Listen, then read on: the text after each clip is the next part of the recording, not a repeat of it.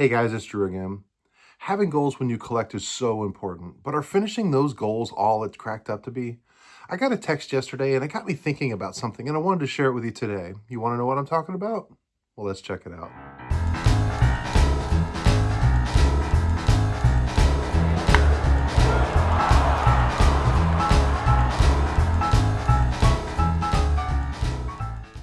So first I wanted to say I got a new hat for Father's Day and I wanted to show it off. Really excited to finally get one of these.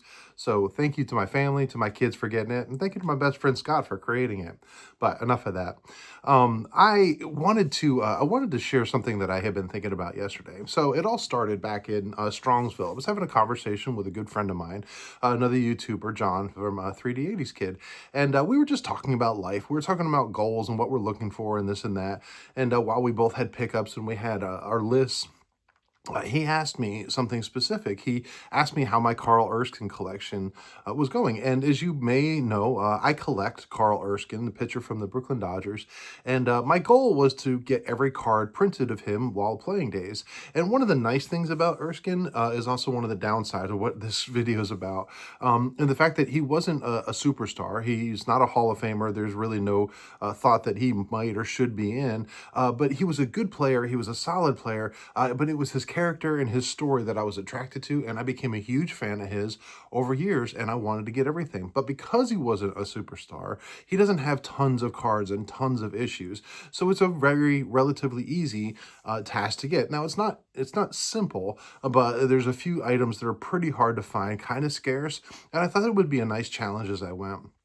Well, as I was talking to John, at the moment I had two different cards left, playing days of his, and I told him about them. Well, that's what happened was yesterday I get a random text, and he was just notifying me he saw one of the cards up for auction that I'm still needing, and it's not an expensive card. It's probably, well, it will be under $100. It's relatively common enough to where you can find it. It just doesn't come up constantly, and I appreciated him reaching out to me and saying, hey, just so you know, I saw this thing, thought you might want to know.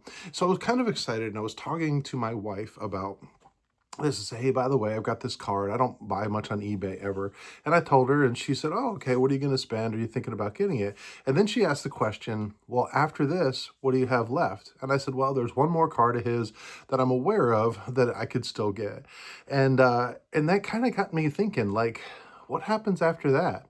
So that's where this whole conversation started, was what happens after that. So when we come up with collecting, we have our goals. It may be completing a set or a player run or one card of every Hall of Famer, and we could do different things. But if for so long we get sort of tunnel visioned on finishing, I've only got X left, I've got 10 left, I'm halfway there, or whatever, we come up with percentages or things, and we try to get to that point to say, I'm getting closer to my ultimate goal.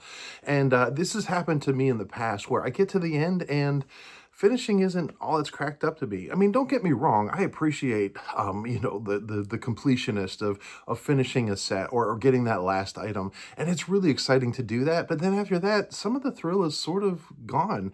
And you sort of like, well, I can come up with a new goal or a new list. And we continue to go.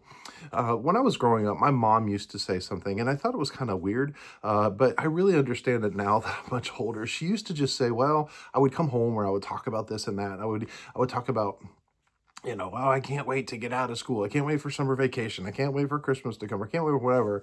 And she'd always say, well, don't forget to smell the roses. And I was like, what?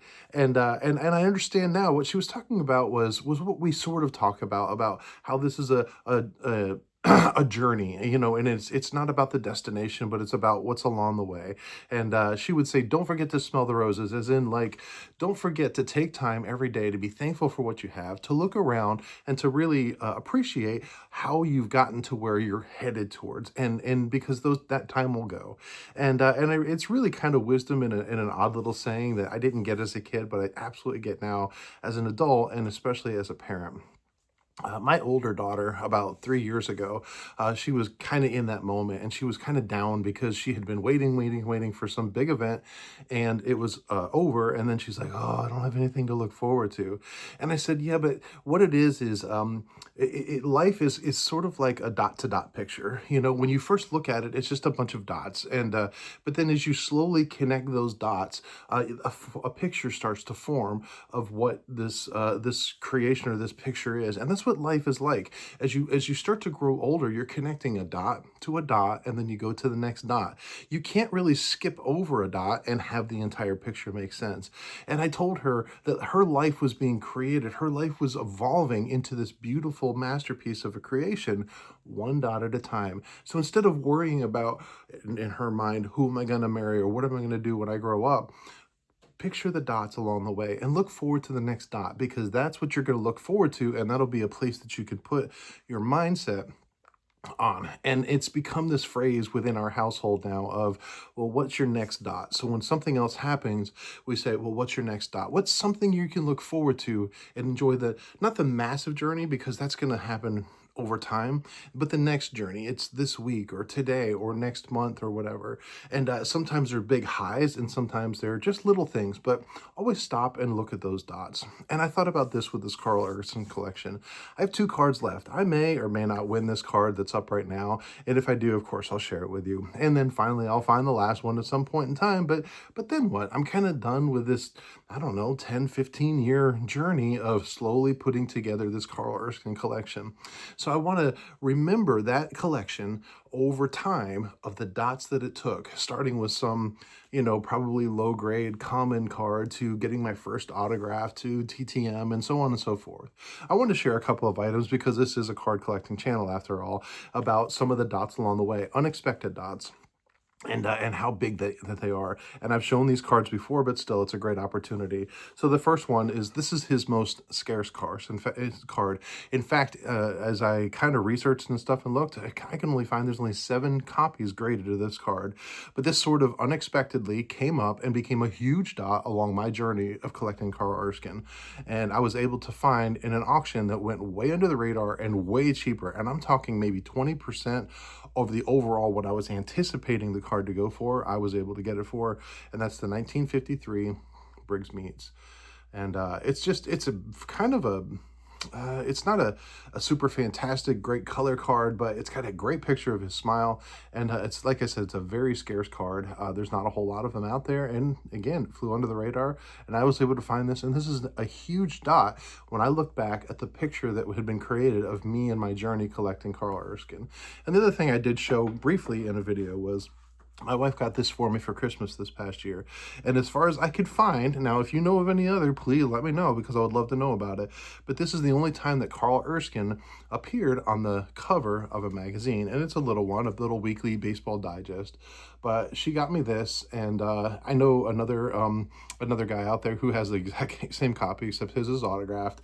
But it's a fun little weekly. It's not in-depth reporting by any means, but still, it's got a picture of Erskine on the front, and they don't come up all the time. It's not a super expensive item, but again, it's more of finding it.